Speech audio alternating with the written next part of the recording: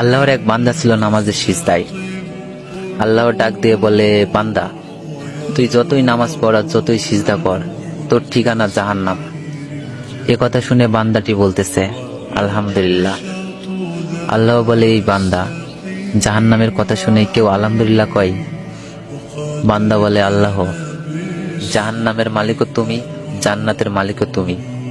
তুমি আল্লাহ যদি খুশি হয়ে আমাকে জাহান্নামও দাও, আমার আপত্তি করার কোনো অধিকার নেই। আল্লাহ বলতেছে, বান্দা, জাহান্নামে গেলে তুই পুড়ে যাবি, তোর কষ্ট হবে। বান্দা বলতেছে, আল্লাহ, কষ্ট শুধু আমার হবে না, তোমারও হবে। আল্লাহ বলে, বান্দা, তুই পুড়বি জাহান্নামে, আমার কষ্ট কেন হবে? বান্দা বলে, আল্লাহ, মায়ের কোলে সন্তান যদি পানিতে পড়ে যায়, তাহলে দুনিয়ার কোনো মাই যেমন দূরে দাঁড়িয়ে থাকতে পারে না, দৌড়ে গিয়ে বাচ্চাকে কোলে নেয়, আমার বিশ্বাস ওই মায়ের চেয়ে কোটি কোটি গুণ দয়া তোমার বেশি। আমাকে জাহান্নাম দিলে তুমিও আল্লাহ শান্তি পাবে না। আল্লাহ বলে, বান্দা, এই দলিল তুই কই পাইলি?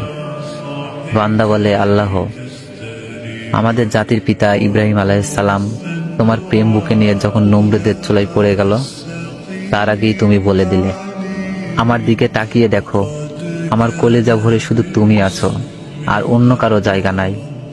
আল্লাহ বলে, বান্দা, আমার প্রেমের ভক্তি নিয়ে যদি কেউ জাহান্নামেও যায়, আমি জাহান্নামকেও জান্নাত বানিয়ে দিব। সুবহানাল্লাহ।